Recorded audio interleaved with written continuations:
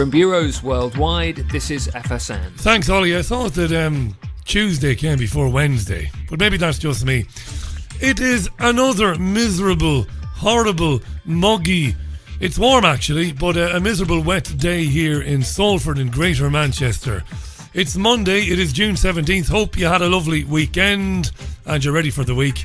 My name is Richie Allen. Welcome to your Richie Allen Show, broadcasting right now on Faber Radio 2 here in Manchester. My own website, triggerwarning.tv, and TuneIn Radio as well. It's always good to be with you. Welcome back to the most listened to independent radio show in Europe. It's your Richie Allen Show.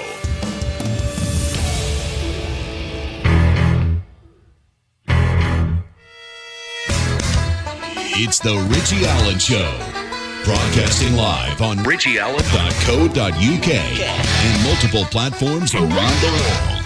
And now, here's your host, Richie Allen. Welcome to the show. I was due to be speaking with Tradcatonite Eric Grzewski today, but sadly, I can't bring you Eric today. Very sadly, in fact. Had a word with him earlier on. He's a really nice guy, Eric, and he doesn't mind. We're going to schedule it for next Monday, and I'll tell you why. You probably have an idea, but I'll tell you why anyway. In the meantime, Twitter is, well, it's always open, but my Twitter account is active now. If there's something you'd like to tell me between now and the end of the programme. Monday's show, and I look forward to hearing from you. Right, so I can't interview Eric Grzewski because I still haven't got any download speed here in either the studio or the house. I just don't have any internet download speed at all. It's running less than half a meg speed, in fact a lot less than that. It's taking me about 20 minutes to download a 30-second MP3 file, would you believe, in 2019. This should have been dealt with on Saturday. It was. I received all the equipment from my new internet provider and all ready to go, but there's a problem at the house and they'll be sending somebody out on Thursday. So in the meantime, it's problematic. It's not impossible for me to do an interview, but I certainly can't do it over Skype. And when I'm going to do a long conversation or have a long interview with somebody, for audio quality and for consistency, it's got to be Skype or one of the other Skype-like products, if you know what I mean. So Eric Grzewski, a lot of people were very excited about the fact he was coming on the programme today. I was as well, but I just can't do it. And that's the way it is. All right. Well, there you are. Had a bit of a wobble last night. I certainly wasn't watching Soccer Aid. I wasn't. I was flicking around. I was bored. And I was flicking around with the old remote control. That thing that blokes do. Maybe women do it as well. Blokes do it more though. 67 channels and nothing on was an old Bruce Springsteen song, wasn't it? From way back. And it's dreadful. So you're flicking around and what the hell am I going to watch? Soccer Aid is on. And I paused on it for a couple of minutes. It's a charity football match played by celebrities and ex-footballers. And they raise money for charity. And while the game is going on, the viewer is being bombarded by messages on the screen encouraging you to text a certain number and to donate £10 or £20 or £30. And it goes on. And I swear to God, I heard the commentator on ITV last night, a very well-known commentator, a guy called Clyde Tilsley. It's either Clive Tilsley or Clyde Tilsley. I can't remember, but he's well-known anyway. And he said, and I rewound, the magic of modern-day television, of course, I rewound to hear what he said, and he said 2 million children are at risk of malnutrition in Yemen, he said. Right? He said, and I kid you not, he said 2 million children are at risk of malnutrition in Yemen. Send money now. What kind of fuckery is this? And I mentioned this on Twitter because I was annoyed. And a number of you were watching the same football match. You must have been, like me, flicking around and happened upon it. God forbid you could admit to watching it. But anyway, and you noticed the same thing. Clive Tilsley was saying, send money now because 2 million children are at risk of malnutrition in Yemen. And it occurred to me, do you think the commentator knew that Yemen is in flames and hundreds of thousands of people are dead and children are malnourished? Maybe because this country gave Saudi Arabia the bombs to do it. That Theresa May sold Saudi Arabia billions of pounds worth of the most sickening weapons of mass destruction, the worst that man could ever come up with, horrendous things, and said, there you go and carpet bomb the shit out of Yemen. Did anybody watching Soccer Aid last night go, why are we being asked to send money through our mobile phones in order that it go to Yemen to prevent malnutrition when this country is an accessory before the fact and an accessory after the fact that the country has been destroyed? Just wondering, you know. Just occurred to me. Monday's programme, 9 minutes past the hour. Now, I despise all politicians and parties equally. I think if you've listened to me long enough, you know I've not been acting or pretending or that I favour one side of any debate. I don't. But I think I've given Jeremy Corbyn a bit of a hiding, I think. Over the last couple of years anyway. Disgusted by him for rolling over in the face of Zionist aggression. That's what I say when I get these emails. Can't believe, Richie, that a lefty like you doesn't stick up for Jeremy Corbyn. Listen. He has capitulated over Europe and he has rolled over in the face of Zionist lobby aggression in this country. And that's why I have no time for him. But I've got to stick up for him today because I was reading the newspapers earlier on and I came across a column that I hadn't seen this morning by Leo McKinstry. Now, newspaper readers in this country, well, particularly those who are interested in politics, will know Leo McKinstry. He's been around a while, and these days he's writing for the Daily Express. He's a bit of a muppet now. Bit of a proper muppet indeed. He wrote today, did Leo McKinstry. I'm going to read you this. In the history of British democracy, there has never been an opposition leader as dangerous as Jeremy Corbyn. With his Marxist ideology, he is a clear menace to our economic prosperity. But just as worryingly, his puerile anti-Western outlook makes him a deadly risk to our national security. He goes on, that truth has been graphically illustrated by his enfeebled response to the escalating crisis in the Gulf of Oman. In recent days, tensions have been rising between the US and Iran after last week's 2 attacks on a Japanese and a Norwegian tanker near the Straits of Hormuz. Backed up by video footage taken by a US drone, which appears to show Iranian Revolutionary Guards handling a limpet mine at the side of the damaged Japanese vessel, Washington blamed the twin assaults on Tehran. It was backed up, writes Leo McKinstry in the Express, by our own Foreign Office, which claimed no other state or non-state actor could plausibly have been responsible. But Corbyn, wallowing in his usual sympathy for our enemies, took a very different line. Having wailed about the lack of credible evidence from the USA, he condemned the British government for rhetoric that, quote, will only increase the threat of war, end quote. That stance is typical. It's typical, says Leo McKinstry. Comrade Corbyn, a bigger danger to prosperity and to peace than our mortal enemies. Comrade Corbyn. And then, in this article today, McKinstry mentions Salisbury. He writes, last year, in the wake of the lethal nerve agent attack in Salisbury, Corbyn cautioned against hasty judgments, only to backtrack later when confronted with overwhelming evidence about Russia's role. He is now playing the same game with Iran. Foreign Secretary Jeremy Hunt rightly branded Corbyn pathetic and predictable. Almost 4 years into his position as Labour leader, Corbyn has still not matured. He is still a radical agitator, infused with anti-American impulses, dreams of socialist revolution, and has disdain for our national interests. This is a man who once described terror groups Hamas and Hezbollah as friends, blah, blah, blah, and regularly appeared on Iranian press TV as a mouthpiece for anti-Western propaganda, even describing the elimination of Osama bin Laden as a tragedy. So this is predictable diatribe by the press, but I have to say, for all the Corbyn bashing, it's time to give Corbyn a little bit of support. That's nonsense by McKinstry, and it's libelous nonsense.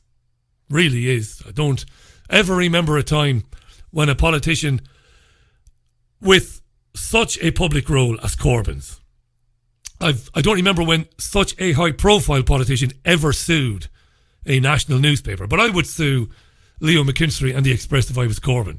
But he won't, because he's got the backbone of an octopus. Anyway, here's Sky News' Adam Bolton today. And he had the author Julia Hobsbawm. That's Julia Hobsbawm. She's an author and entrepreneur. And he also had the journalist Asa Bennett on. And they got into this. So what did Julia Hobsbawm have to say about this article, labelling Corbyn the greatest threat to national security that we know presently? Julia Hobsbawm. Well, there's certainly a case that the Labour Party's foreign policy position is very different from the Conservative Party's foreign policy position. Leo McKinstry, who I've known a long time ago, when in fact we both worked at the Labour Party, has become a pretty ranty commentator. I don't find him very elegant or eloquent in his argument. And I think it's sort of silly to say that Jeremy Corbyn is a deadly enemy.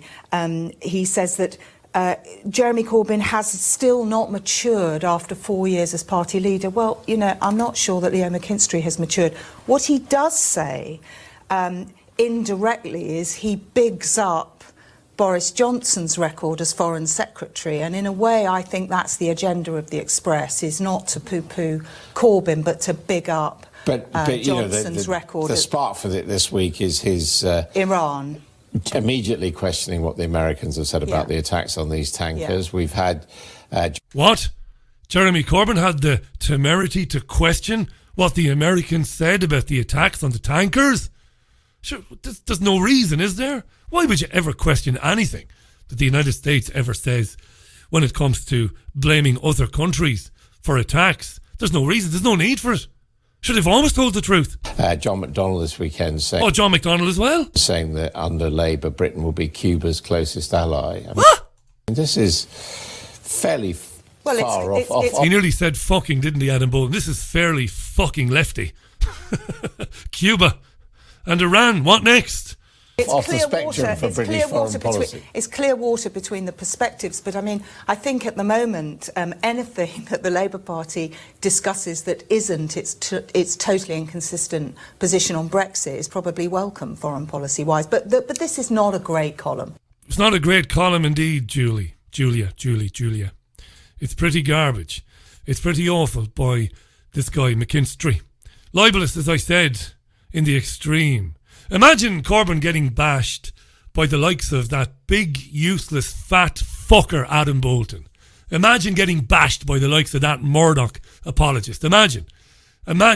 Sky News and its sister whoring bastard of a station, Fox News in America, did more than anybody else to sell the monstrous lie as it was the Iraq War. He's got weapons of mass destruction. He's gassing his own people. Adam Bolton did as much at that time as any other presenter, right? To fool the British public into believing that Saddam Hussein had the capability of launching airstrikes or attacks against the UK. And there's fat-mouthed Adam Bolton now, sitting in his chair with his paunch 4, 5, 6 feet in front of him. Can't even sit behind a desk, sitting there, sneering at Jeremy Corbyn because Corbyn says, well, I'm not convinced that we can trust the evidence coming from the United States of America. How dare Corbyn not believe the CIA? How dare he not believe the NSA? And how dare he not believe MI6? Sure, they've never told us lies in the past, have they? So Asa Bennett then was on this programme as well. He's a journalist. Asa Bennett on Corbyn being a big threat to national security. The thing is, I actually would disagree really quite vigorously, because obviously what Leo McKinstry is highlighting is something that, many sensible Labour MPs would be in uproar and outrage about, how Jeremy Corbyn is very much continues to be anti-Western intelligence services. Imagine he's anti-Western intelligence agencies. How dare Jeremy Corbyn be anti-Western intelligence agencies? The same Western intelligence agencies that told us a big pack of fucking lies and got us into Libya, where Libya was sacked, razed to the fucking ground. The same intelligence agencies that lied about Syria. I mean, it's preposterous that Jeremy Corbyn would say, I don't believe you. I'm sorry, but I don't believe you. Hey, it was the Iranians. They definitely blew up those ships. I don't believe you. Why? Well, because everything that's ever come out of your mouths are lies, damned lies, and fucking horrible lies. And they usually lead to the deaths of millions of people. Millions. Not just the deaths of millions of people, but the displacement of millions more. So I'll tell you what, I'll take a pass on this fucking latest lie that the Iranians are blowing up ships in the Gulf of Oman. How about them apples? Huh? But we can't have it. We can't have it. So the political class and the whoring corporate media convene and converge on Jeremy Corbyn. He's a danger to us. He is a threat. He is an enemy of his own state because he won't believe what he's told to believe. How dare he?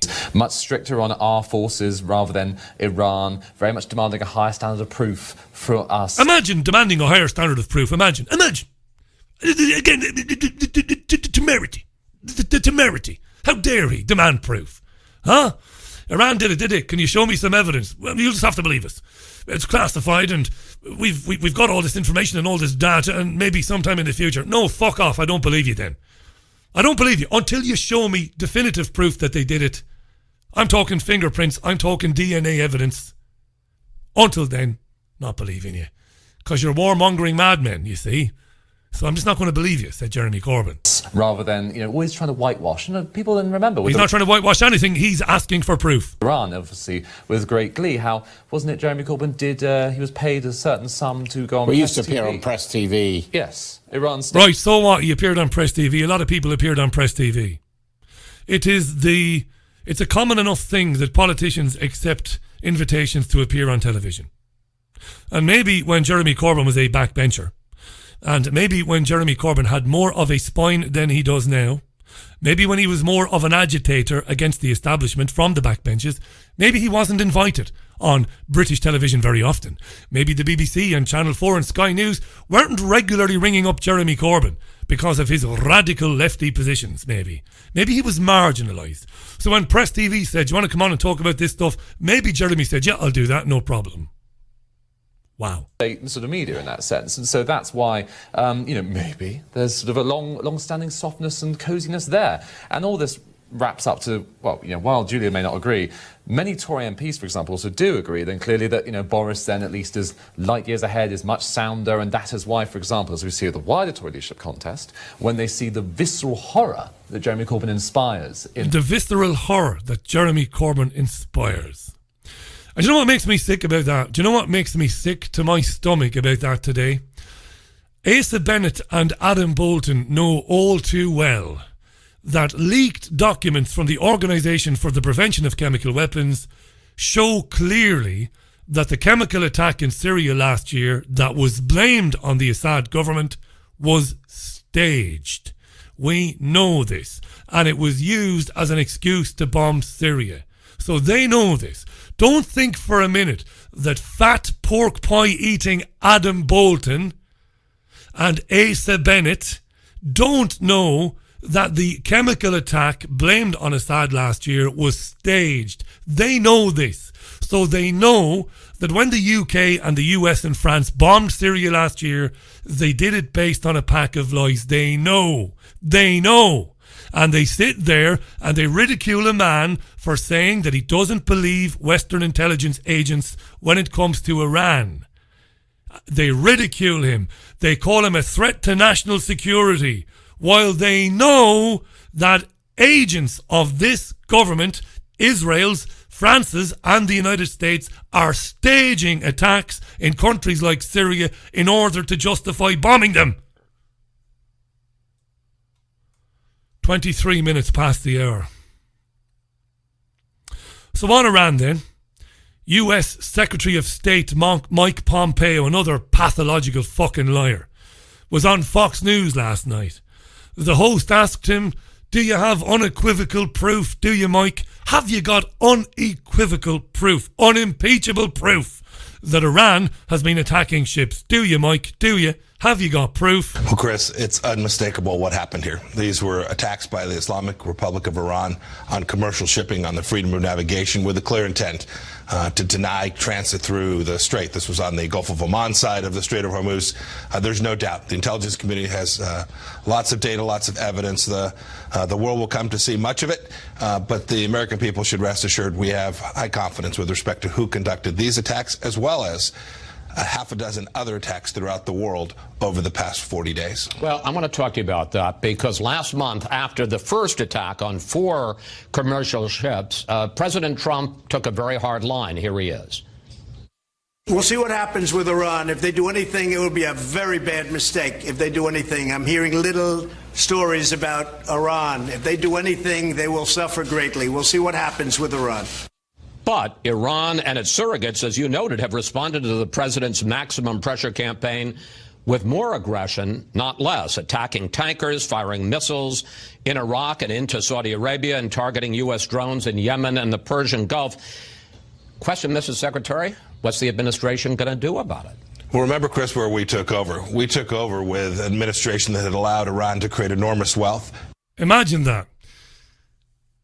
Faced with this from Pompeo. Listen, this is what Pompeo said. Well, Chris, it's unmistakable what happened here. These were attacks by the Islamic Republic of Iran on commercial shipping on the freedom of navigation with a clear intent to deny transit through the Strait. This was on the Gulf of Oman side of the Strait of Hormuz.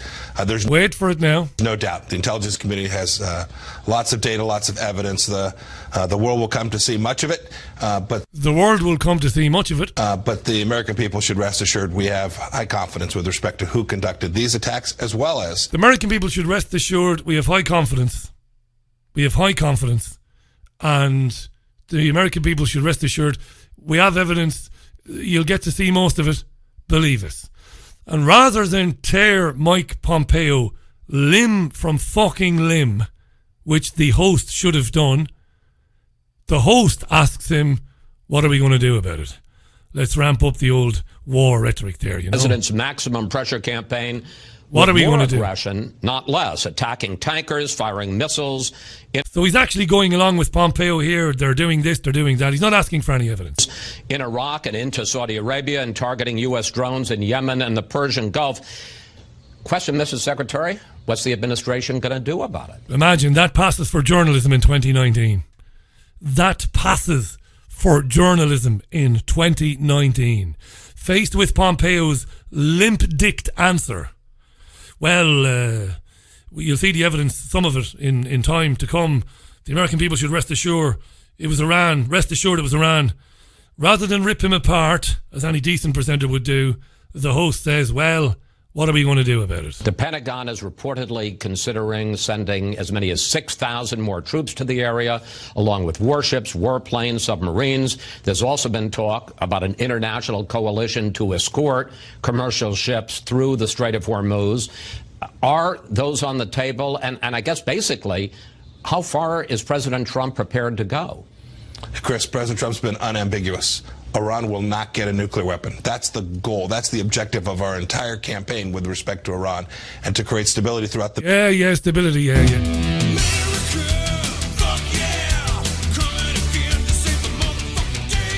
I wish the Chinese and the Russians would give rational American people asylum and say, I'll tell you what, we'll give you 3 months to leave the country. You can come and live in Russia and you can come and live in China, because after 3 months we're going to nuke the country off planet Earth.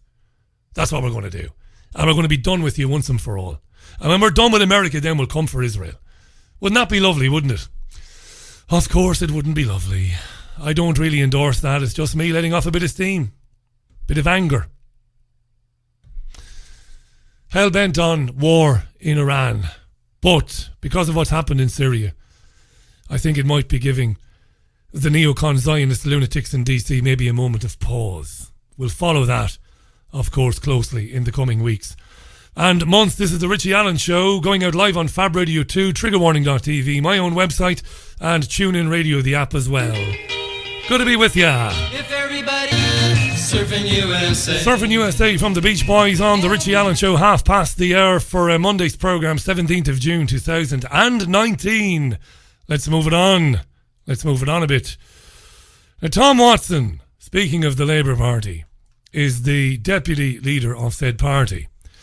And he gave a speech today at the Centre for European Reform. And he reiterated his call, because he's been saying this quite a lot, has Watson, that the Labour Party must back a second European Union referendum. This is Tom Watson, right? Right. And he spoke to the, as I said, the Centre for European Reform, an audience there, an audience that were totally enamoured of Tom Watson. They loved him. He said the referendum, the second one, would be the only way to break the political deadlock in Westminster. As you know, Jeremy Corbyn won't explicitly say, or hasn't yet anyway, that there should be a rerun of the 2016 referendum. Corbyn and John McDonnell have consistently called, well, Corbyn anyway, consistently called for a general election. Corbyn says general election is the best way forward. Some interesting things in Tom Watson's speech today. Let's hear a smidgen of it. Here's some of Watson's speech today. For decades, the European Union has been defined by the right. That's a massive lie, that. The European Union has been defined by the right. That's a lie. We'll come back to that. Define it as anti-democratic. It is. Bureaucratic. Well, it is. And anti-British. It certainly is. None of these things are true. But they are, Tom. The European Union is fundamentally undemocratic and anti-democratic, and it is fundamentally opposed to national sovereignty. It is. Yet the British left has not countered this narrative. Well, the British left, because you, my rotund little pal, call yourself a social democrat. Socialists, as in real socialists, old socialists, were the greatest critics of the European Union, the European project and the common market. Socialists were. Real socialists. So Tom is doing a wonderful bit of history airbrushing here. The only real critics of the European Union, and the only ones who define it, are the right, says Tom, lying through his veneers, right? Our belief in the EU has been whispered, not shouted. It's been taken as read by generations of Labour politicians that the European Union is at best a necessary evil, that it's a major trading bloc we can't afford to be outside in the globalised world, that the economic benefits make it worth putting up with. The economic benefits make it worth putting up with. Speak to Greece, Portugal, Spain, Latvia, Italy. Tell them about the fucking economic benefits of being in the European Union. When your fiscal policies are defined and handed to you by an unelected bunch of bureaucrats in Brussels with promises of harsh penalties if you don't toe the line and accept the jackboot, Tom. The parts we don't like. Labour is still doing that now. We talk about the evils of no deal till we're blue in the face. There is no evil to no deal. The only way to leave anything is to leave. Nobody ever left any club or left any arrangement, business or otherwise, with a deal. You just leave. I'm out of here. I'm gone. Goodbye. Yeah. Well, we'll punish it. No, you won't. I'm leaving. Don't be stupid. And punishment is a two-way street there. So talk about tariffs to us and we'll tariff you back to the Stone Age because you sell more to us than we do to you. Because we're still scared to tell the truth. No, because you can't tell the truth because you're lying through your teeth, Tom. Truth about Europe. Europe and the European Union is a fascist dictatorship, is what it is. We're more comfortable warning of an ineffable catastrophe because we're hardwired to be unable to say the words that Who's we? Who's he speaking for? That I've come here to say this morning. The European Union is not something to apologise for. It's a good thing. No, it's not. It's a good thing with a capital G. An enduring, deep, benevolent collaboration between sovereign Tell that to the Greeks. States. Sovereign states, he says. It's a collaboration between sovereign states. Where's the sovereignty in Greece or the Republic of Ireland? Unique in the history of the world. It produced a lasting peace from the ashes of war. Nonsense. War. It produced prosperity where there had been deprivation. Nonsense. It produced transnational It destroyed fishing, it destroyed agriculture and manufacturing in this country and every other country in Europe. Partnerships where once there was... It is behind deindustrialisation. It is behind low wages and low wage economies. It is behind privatisation. It is behind anti-competitiveness, is what it is. Suspicion and division. It's not perfect, but what large institution is? The core values... He's nearly crying there, isn't he? ...of the EU are internationalism. Internationalism, right? Solidarity. Freedom. Those are British values. And they're Labour values too. Yeah, Tom Watson there. What else did Tom say? I'm a European democratic socialist. Lovely. And it's important you don't blur the lines between socialism and democratic socialism because they are polar opposites. There are no similarities between the philosophical, political outlooks of socialism and democratic socialism. None. So he's not a socialist, he's a socialist, he's a democratic socialist, right? I don't go along with the EU despite being a socialist. I embrace the EU because I am a socialist. No, you're not. Democratic socialism is achieving common causes by the strength of collective endeavour. That's what Europe is.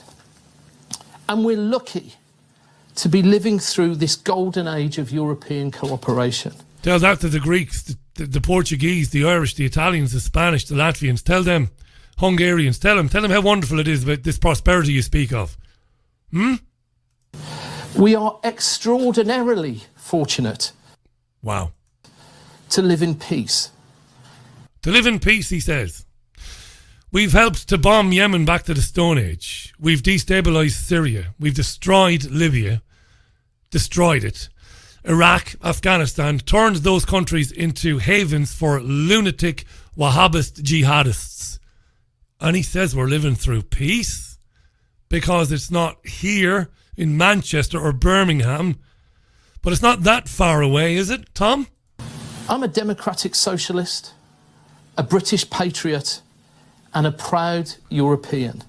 Tom doesn't understand oxymoronic language patently. You can't be a European and a British patriot, Tom. It's impossible to be both. 21 minutes even to the top of the hour. Tom Watson today. So it's been defined, the European Union, by the right in this country, said Tom Watson. That's a lie, that.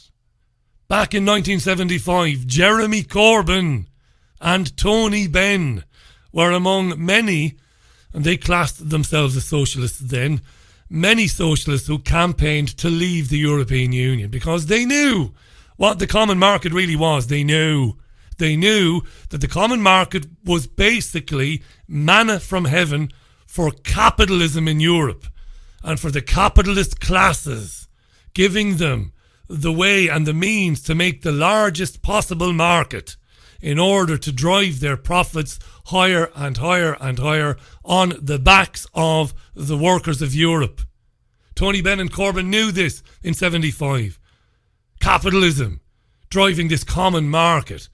They knew what it would do for workers. They knew what it would do for manufacturing. They knew. And that's why Corbyn and Ben campaigned to leave the European Union in 1975, or the Common Market. And ever since then, every single treaty signed, Nice, Lisbon, every other one, Maastricht, all of them, have led to more and more privatisation and ultimately more destruction of manufacturing and more deindustrialisation. That's what they've done. This isn't conjecture, it's not my opinion.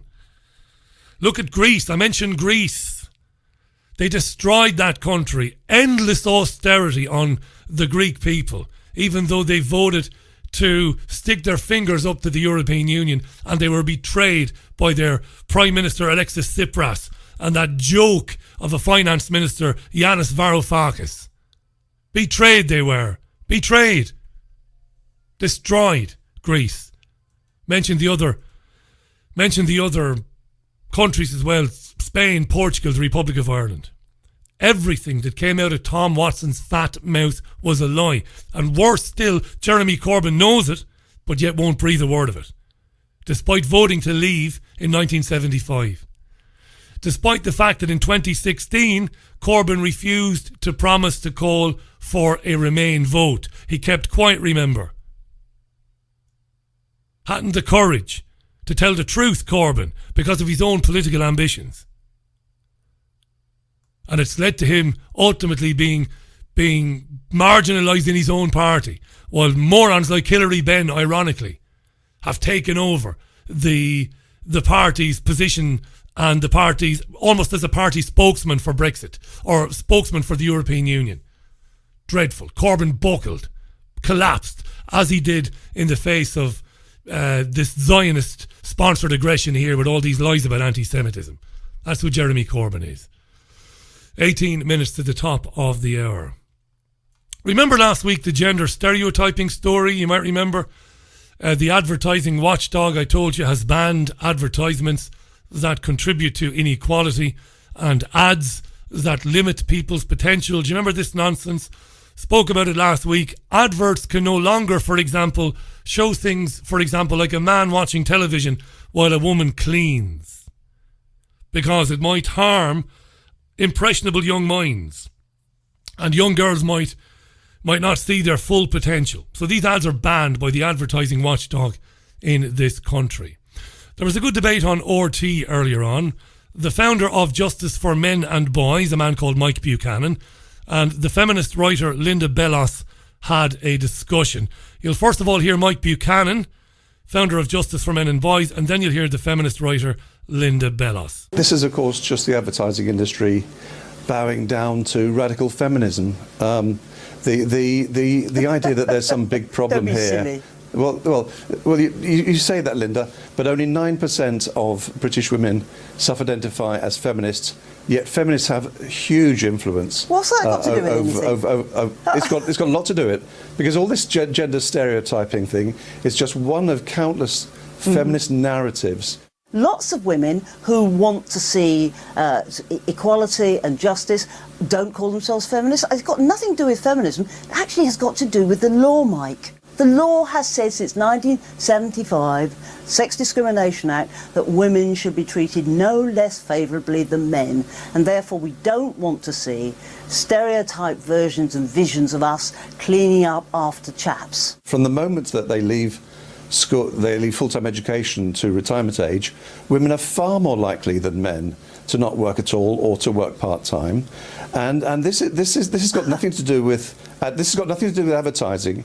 It's got to do with gender differences in work ethic. I want my son, I want my grandson to be able to clean up after themselves, not just to think it's a woman's job. Now, is that... You might think that this is radical. Frankly, this is the 21st century, and that's what most of us want. So most of us want. They're trying to emasculate us all, us men. That's what they're doing.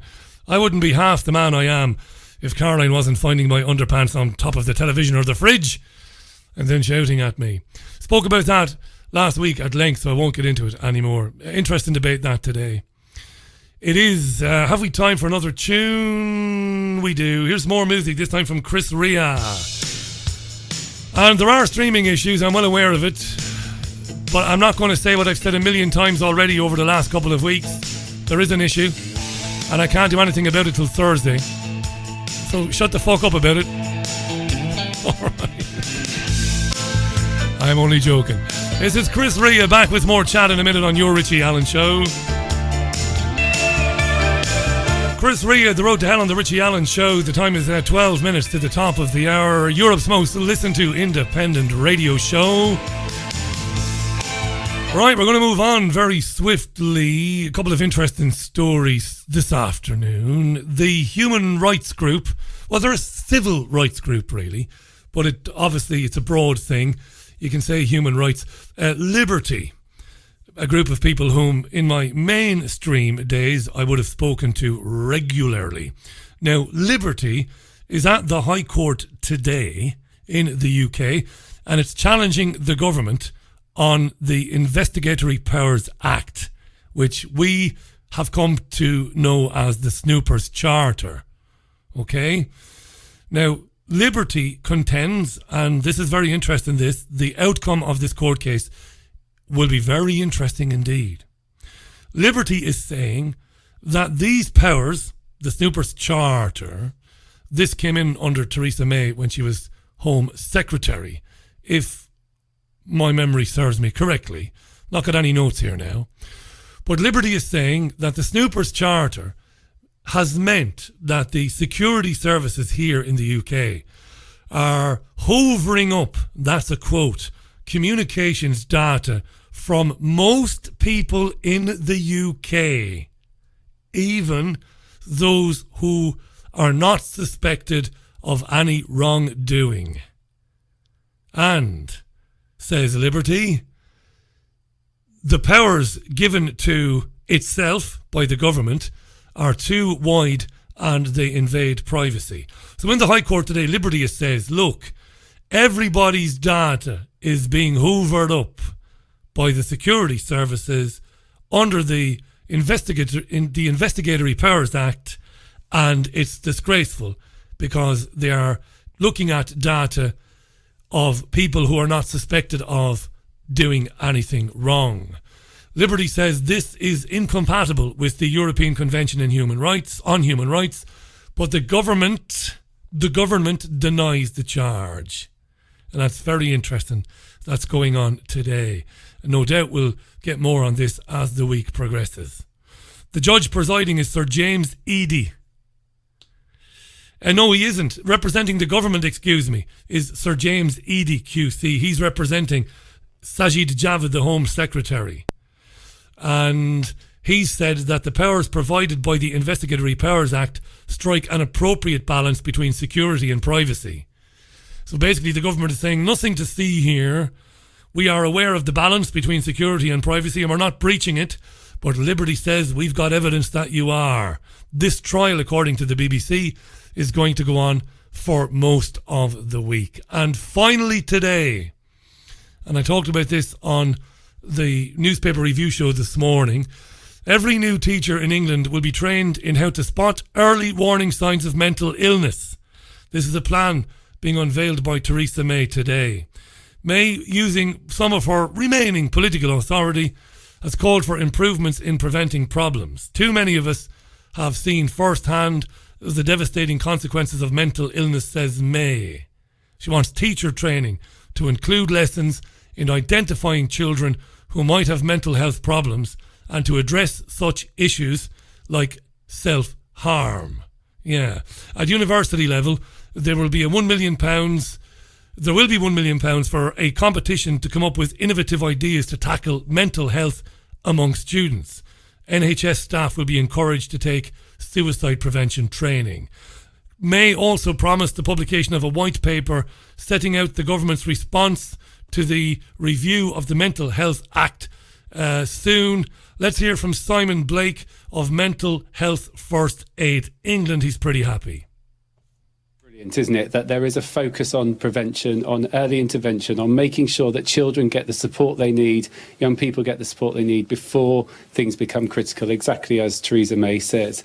I guess, it's really important that these words become actions. We know that, it's a really, really big job to ensure that every teacher is trained in initial teacher training, and that will require political leadership, it will require determination and resources, and that's really the detail which will follow. And at Mental Health First Aid England, we know that training teachers makes a difference. We've trained thousands of teachers, and building their confidence, building their skills, building their understanding of common mental health issues is really, really important in tackling the stigma around mental health and ensuring that children get help before they reach crisis point. Yeah, so more training for teachers, more money made available. Do you think these plans go far enough? Because we've heard from the Labour Party today and they say that they are just warm words from the Prime Minister. Well, of course, there is always more that can be done. And just to reiterate, at this point, we don't have the detail. We don't have anything more than this statement, this high-level statement. So I'll reserve judgment until we see this action. But it's a massive, massive step forward if we can ensure that every teacher gets the training. And that's certainly something that can be welcomed. But we know, as I say, that will take sustained investment, determination and political leadership to make that happen. Yeah, it's the nanny state and Big Brother on steroids. They want to train every teacher in the country to spend some of their time spying on students in their classrooms, looking for any indication that the child might be in the middle of a mental health crisis of some description. And then what? What will the teachers do with that information? Will they share that information with the parents?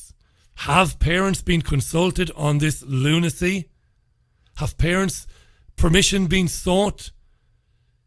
Would you want your children's teachers to be watching your child for some indication that your child is suffering from a mental health problem? Eh? It's the substitution of parenting, isn't it? It's the state taking responsibility for parenting your child. It's all part of the Named Person Act nonsense in Scotland, which they want to introduce here and everywhere else. It's beyond sinister. I talked about this on the newspaper review show this morning. Who is going to police that? Do teachers really want to be given license to be observing children and then reporting, spying on children and reporting on every little thing that the child says or does, passing it on? How is the data collected? Are there regular evaluations of children being made by teachers then, irrespective of whether the child does demonstrate that they've got any sort of mental health crisis going on? Where's that data stored? Who's got access to it? Again, are the parents kept informed? Are they consulted? Is their permission even being sought for this madness? Children are being encouraged to have mental health problems. They are being encouraged to wear depression or mental health like a badge of honour. Every celebrity in my field of vision anyway, whether it's on television, whether it's sport, whether it's reading newspapers, celebrities are coming out of the woodwork to talk about how they have come to cope with their mental health problems. It's becoming sexy now to have mental health problems. It's very dangerous. Right, I'm going to leave it there and come back again tomorrow morning, hopefully. We've obviously had big problems today, and I knew we would, and it's going to go on until Thursday. So maybe for the rest of the week, we're going to end up pre-recording programs and putting them on Podomatic and iTunes. I have no idea. We'll just have to roll with the punches as we go along. But for now, that was the Richie Allen Show for Monday, June 17th, 2019. Stay in touch with me via Twitter and I'll keep you updated as we go along about how we're going to do the show for the rest of the week. Going to leave you with Bruce Springsteen to close out the programme. And thanks for listening today, and thanks for putting up with the interruption to the service. Improvise, adapt and overcome. It's only temporary. I'll speak to you later on. Bye for now.